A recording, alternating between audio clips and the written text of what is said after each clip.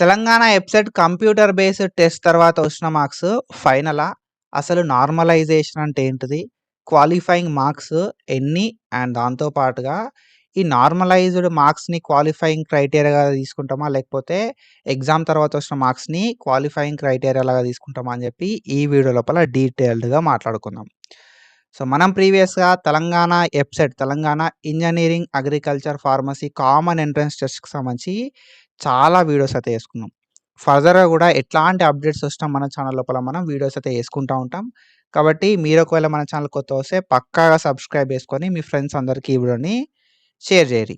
So, మనోళ్ళు just మన ఛానల్‌ని విజిట్ చేస్తున్నారు అండ్ వెళ్తున్నారు అంతే తప్ప వీడియోస్ అనేది కన్జ్యూమ్ చేస్తున్నారు తప్ప ఎవరు కూడా సబ్స్క్రైబ్ చేసుకుంటలేరు. So, every subscribe matters. So, పక్కాగా సబ్స్క్రైబ్ చేసుకోరి. మీ ఫ్రెండ్స్‌కి కూడా షేర్ చేయరి. సో, మనకొక 1000 వ్యూస్ వస్తే ఆ 1000 వ్యూస్ లోపల జస్ట్ ఒక 40-50 పీపుల్ లేకపోతే 50-60 పీపుల్ మాత్రమే సబ్స్క్రైబ్ చేసుకున్నోళ్ళు ఉంటున్నారన్నట్టు. సో, పక్కాగా సబ్స్క్రైబ్ చేసుకోరి. అస్సలు ఎట్లాంటి అప్డేట్‌ని కూడా నేను miss చేయా.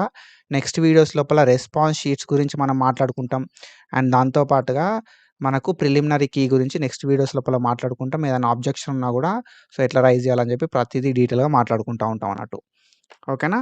So, when it comes to first thing ఏంది కదా అంటే తెలంగాణ ఎబ్సెట్ ఎగ్జామ్ రాసినాం. ఎబ్సెట్ ఎగ్జామ్ రాసిన తర్వాత మనకు కంప్యూటర్ బేస్డ్ టెస్ట్ తర్వాతనే మనకు మార్క్స్ చూపెట్టడం అయితే జరిగిందన్నట్టు. ఈ మార్క్స్ ఫైనలా అని చెప్పి మనోళ్ళకి మస్తు మందికి డౌట్ అయితే ఉందన్నట్టు. సో, కంప్యూటర్ బేస్డ్ టెస్ట్ తర్వాత ప్రతి ఒక్కరికి గూడా సో, మార్క్స్ అయితే చూపెట్టడం అయితే జరిగిందన్నట్టు. సో, ఎవరైతే మార్క్స్ చూసుకున్నారో సో, వాళ్ళు నాకు తక్కువ మార్క్స్ వస్తున్నాయి అట్లా ఇట్లా అని చెప్పి ఫీల్ కావడం అయితే జరుగుతుంది. అండ్ ఇవే మార్క్స్ ఫైనల్ ఏమో అని చెప్పి టెన్షన్ కూడా అయితున్నారన్నట్టు. ఓకేనా? సో, దీనికి సంబంధించి క్లారిటీ ఏంది కదా అంటే ఏవైతే కంప్యూటర్ బేస్డ్ టెస్ట్ తర్వాత వచ్చిన మార్క్స్ ఉన్నాయో ఈ మార్క్స్ అనేది ఫైనల్ కాదు. ఓకేనా? ఈ మార్క్స్ అనేది ఫైనల్ కాదు. సో, ఈ మార్క్స్‌ని ఏం చేస్తారు కదా అంటే నార్మలైజ్ చేయడం అయితే జరుగుతదన్నట్టు. ఓకేనా? సో, నార్మలైజ్ చేసిన తర్వాత ఏవైతే మార్క్స్ ఉన్నాయో ఆ మార్క్స్ మాత్రమే ఫైనల్ అయితాయి. అంటే ర్యాంక్ కార్డ్ ఉంటదా? ఓకేనా? సో, ర్యాంక్ కార్డ్ అనేది మనకు ఇష్యూ చేయడం అయితే జరుగుతదన్నట్టు. రిజల్ట్స్ అనేది రిలీజ్ చేయడం అయితే జరుగుతది. రిజల్ట్స్ రిలీజ్ చేసి ర్యాంక్ కార్డ్ రిలీజ్ చేసిన తర్వాత ఎన్నైతే మార్కులొస్తాయో, ఎంతైతే ర్యాంక్ వస్తదో ఆ ర్యాంక్ మాత్రమే ఫైనల్. ఇప్పుడు కంప్యూటర్ బేస్డ్ టెస్ట్ తర్వాత వచ్చిన మార్క్స్ అనేది ఫైనల్ కాదు. ఓకేనా? సో, కంప్యూటర్ బేస్డ్ టెస్ట్ తర్వాత మనకి ఏవైతే మార్క్స్ వచ్చాయో ఆ మార్క్స్ ఫైనల్ కాదు. ఎందుకంటే ఆ మార్క్స్‌ని నార్మలైజేషన్ చేయడం అయితే జరుగుతదన్నట్టు. నార్మలైజేషన్ అయిన తర్వాత ఏదైతే ర్యాంక్ వస్తదో అది మాత్రమే ఫైనల్. సో, నార్మలైజేషన్ అయిన తర్వాత మనకు ఎప్పుడు రిజల్ట్స్ రిలీజ్ అయితాయి అంటే ర్యాంక్ కార్డ్ రిలీజ్ చేసినప్పుడు, రిజల్ట్స్ రిలీజ్ చేసినప్పుడు మాత్రమే మన ఫైనల్ మార్క్స్ అయితే తెలవడం అయితే జరుగుతదన్నట్టు. ఓకేనా? సో, కాబట్టి ఏందంటే నార్మలైజేషన్ లోపల మేబీ మార్క్స్ అనేది 2-3 మార్క్స్ పెరగొచ్చు. లేకపోతే నార్మలైజేషన్ లోపల 2-3 మార్క్స్ అనేది తగ్గొచ్చన్నట్టు. ఓకేనా? సో, ఐదర్ ప్లస్ అయినా గావచ్చు, లేకపోతే మైనస్ అయినా గావడానికి ఛాన్స్ అయితే ఉంటదన్నట్టు. సో, ఏవైతే మార్క్స్ వచ్చినాయో అవి ఫైనల్ కాదు. అండ్ మీకు ఈజీగా అర్థం కావాలంటే అసలు ఈ నార్మలైజేషన్ గురించి నేను మీకు డీటెయిల్‌గా చెప్తా. సో, దట్ మీకు క్లియర్‌గా అర్థమైతది. ఓకేనా? సో, మనకు బైపీసీ స్ట్రీమ్‌కి సంబంధించి ఓకేనా? సో, బైపీసీ వాళ్ళకి అగ్రికల్చర్ అండ్ దాంతో పాటుగా ఫార్మసీ స్ట్రీమ్‌కి సంబంధించి తెలంగాణ లోపల ఓకేనా? సో, మన తెలంగాణ లోపల బైపీసీ వాళ్ళకి అగ్రికల్చర్ అండ్ ఫార్మసీ స్ట్రీమ్‌కి సంబంధించి మే 4థ్ రోజు 2 షిఫ్ట్‌లలో ఎగ్జామ్ కండక్ట్ చేయడం అయితే జరిగిందన్నట్టు. సో, షిఫ్ట్ 1 అని చెప్పి అండ్ దాని తర్వాత షిఫ్ట్ 2 అని చెప్పి.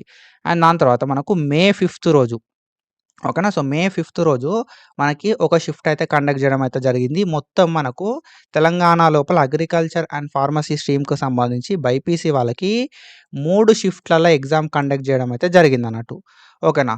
సో, ఈ 3 షిఫ్ట్‌లల్ల మనకు డిఫరెంట్ అంటే సిలబస్ సేమ్ ఉంటది. ఓకేనా? సిలబస్ సేమ్ ఉంటది గానీ మనకేందంటే డిఫరెంట్ షిఫ్ట్స్ లోపల ఎగ్జామ్ కండక్ట్ చేయడం అయితే జరిగింది గదా! సో, మేబీ ఒక షిఫ్ట్ అనేది ఈజీగా రావచ్చు.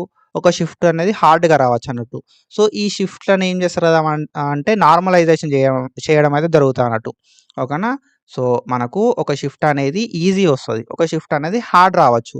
కాబట్టి దాన్ని ఏం చేస్తారు కదా! అంటే నార్మలైజేషన్ చేయడం అయితే జరుగుతదన్నట్టు. నార్మలైజేషన్ అంటే ఏందంటే, సో, మీరు ఆల్రెడీ మీ ఫ్రెండ్స్ వేరే డిఫరెంట్ షిఫ్ట్స్ లోపల రాసే ఉంటారు. ఓకేనా?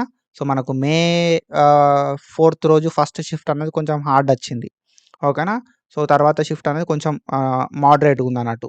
అండ్ మే 5థ్ రోజు not easy, not hard. So, ఇది గూడా మనకు మే 4థ్ సెకండ్ షిఫ్ట్ లాగానే కొంచెం మోడరేట్‌గా ఉంది. సో, దీనికి సంబంధించి డీటెయిల్ అనాలిసిస్ మనం నెక్స్ట్ వీడియోస్ లోపల చేసుకుందాం.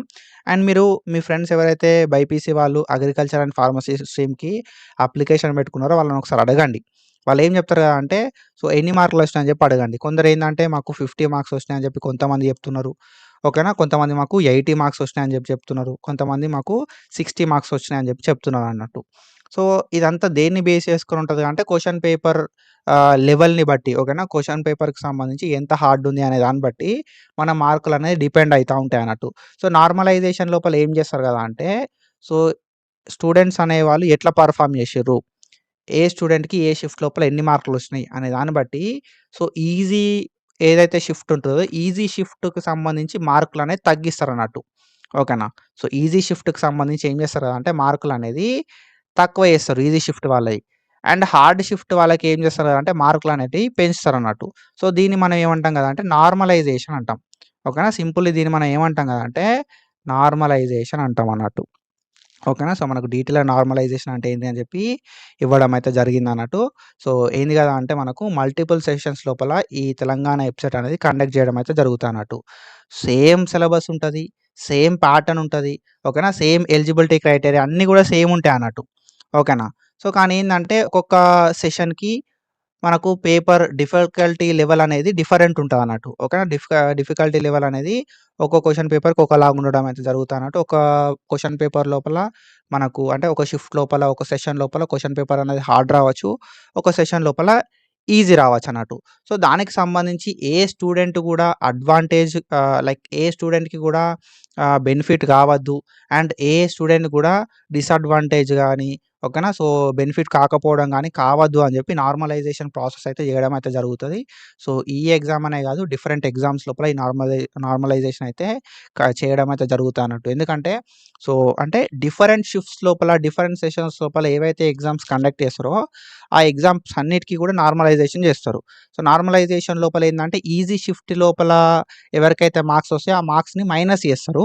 హార్డ్ షిఫ్ట్ లోపల ఎవరికైతే మార్క్స్ తక్కువొస్తాయో వాళ్ళకి యాడ్ చేయడం అయితే జరుగుతదన్నట్టు. ఓకేనా. సో, ఈజీ షిఫ్టా, హార్డ్ షిఫ్టా అనే దాన్ని బట్టి సో, ఏ స్టూడెంట్ బెనిఫిట్ కావద్దు కాబట్టి ఈజీ షిఫ్టా, హార్డ్ షిఫ్టా అనే దాన్ని బేస్ చేసుకొని మార్క్స్‌ని నార్మలైజ్ చేస్తారు. ఓకేనా. సో, ఆ నార్మలైజ్ చేసిన తర్వాత వచ్చిన మార్క్స్ ఏవైతే ఉన్నాయో అవి మాత్రమే ఫైనల్ అన్నట్టు. సో, ఈ నార్మలైజేషన్ మార్క్స్ మరి ఎప్పుడు రిలీజ్ చేస్తారు అనంటే ఆఫ్టర్ రిజల్ట్స్. ఓకేనా. సో, రిజల్ట్స్ ఎప్పుడైతే రిలీజ్ అయితాయో, ర్యాంక్ కార్డ్ ఎప్పుడైతే రిలీజ్ అయితదో ఆ ర్యాంక్ కార్డ్ రిలీజ్ అయినప్పుడు మాత్రమే మనకు ఫైనల్ మార్క్స్ అయితే నార్మలైజ్డ్ మార్క్స్ అయితే రిలీజ్ కావడం అయితే జరుగుతది. సో, మనోళ్ళకి ఇంకొక డౌట్ అయితే ఉంది. అన్న నాకు ఇప్పుడు కంప్యూటర్ బేస్డ్ టెస్ట్ లోపల 39 మార్క్స్ వచ్చినాయి. నేను క్వాలిఫై అయిననా? ఓకేనా. సో, నాకు 38 వచ్చినాయి. క్వాలిఫై అయిననా? 37 వచ్చినాయి. క్వాలిఫై అయిననా? నాకు 42 వచ్చినాయి. క్వాలిఫై అయిననా? ఓకేనా. సో, 43 వచ్చినాయి. క్వాలిఫై అయిననా? 40 వచ్చినాయి. క్వాలిఫై అయిననా? అని చెప్పి అడుగుతున్నారన్నట్టు మనోళ్ళు. సో, నేనేం చెప్తా కదా అంటే మీరు క్వాలిఫై అయ్యిర్రా లేదా అనే దాన్ని నార్మలైజ్డ్ మార్క్స్ తర్వాతనే డిసైడ్ చేయొచ్చు. ఓకే. నార్మలైజ్డ్ మార్క్స్ తర్వాతనే మనం డిసైడ్ చేయడానికి ఛాన్స్ అయితే ఉంటదన్నట్టు. మీరు క్వాలిఫై అయ్యిర్రా లేదా అని చెప్పి. ఓకేనా. సో, నార్మలైజేషన్ లోపల maybe your marks going to increase or decrease. ఓకేనా. సో, 38 ఉన్నాయి. 38 ఉన్న వాళ్ళకి 2 మార్కులు నార్మలైజేషన్ లోపల పెరిగినాయనుకో వాళ్ళు క్వాలిఫై అయినట్టే. ఒకవేళ 38 ఉన్నోళ్ళకి 2 మార్కులు మైనస్ అయినాయనుకో వాళ్ళు క్వాలిఫై కానట్టు. నార్మలైజ్డ్ మార్క్స్‌ని బేస్ చేసుకొని మనకు మీరు క్వాలిఫైయా? కాదా? అని చెప్పి చెప్పడానికి ఛాన్స్ అయితే ఉంటది. సో, క్వాలిఫైయింగ్ మార్క్స్ ఎన్ని బ్రో అనంటే 25%. 25%. 25% అంటే ఎంత? అంటే 40 మార్క్స్ అన్నట్టు. ఓకేనా. సో, మనకెంత 160 మార్కులుంటాయి. ఓకేనా. సో, 160 మార్కులు. 160ని మనం 4తో డివైడ్ చేస్తే ఎంతుంటది? ఓకేనా. సో, 40 + 40 + 40 + 40 ఓకేనా. సో, 160ని 25 ఓకేనా. సో, 25% అన్నట్టు. 160 లోపల 25% ఎంతయితది? అంటే మనకు 40 మార్క్స్ రావడం అయితే జరుగుతదన్నట్టు. సో, 40 మార్క్స్ వస్తే మీరు క్వాలిఫై అయినట్టు. ఆ 40 మార్క్స్ ఎప్పుడు రావాలి మరి అనంటే నార్మలైజేషన్ తర్వాత. ఓకేనా. సో, నార్మలైజేషన్ తర్వాత మీకు 40 మార్క్స్ వస్తే మీరు క్వాలిఫై అయినట్టు. ఓకేనా. సో, 40 మార్క్స్ ఎప్పుడు రావాలి? నార్మలైజేషన్ తర్వాత. అంటే రిజల్ట్స్ లోపల మనకు 40 మార్క్స్ వచ్చినాయి అనంటే మీరు 25% వచ్చినాయన్నా, లేకపోతే 40 మార్క్స్ వచ్చాయన్నా మీరు క్వాలిఫై అయినట్టే. కాబట్టి మీరేం జేయాల్సి ఉంటది గదా! అంటే నార్మలైజేషన్ అయ్యేంత వరకు వెయిట్ జేయాల్సిందే. అండ్ మనం చెప్పడానికి ఇప్పుడు పాసిబిలిటీ లేదు. మీరు ఏ షిఫ్ట్ అనే దాన్ని బట్టి అండ్ ఆ పేపర్ డిఫికల్టీని బట్టి మనకు మార్క్స్ ఇంక్రీజ్ గావడం, డిక్రీజ్ గావడం అయితే అయితదన్నట్టు. ఓకేనా? సో, ఇది ఇన్ఫర్మేషన్. ఐ హోప్ మీ అందరికీ క్లియర్‌గా అర్థమైందని జెప్పి అనుకుంటున్నా. సో, దీనికి సంబంధించి మీకు ఎట్లాంటి డౌట్స్ ఉన్నా కింద కామెంట్ సెక్షన్‌లో కామెంట్ జేయరి. అండ్ నెక్స్ట్ వీడియోస్ ఏం జేసుకుందామని జెప్పి కామెంట్ జేసుడైతే అసలే మర్చిపోకుర్రి. So, do follow us for more content and thank you so much. Signing off.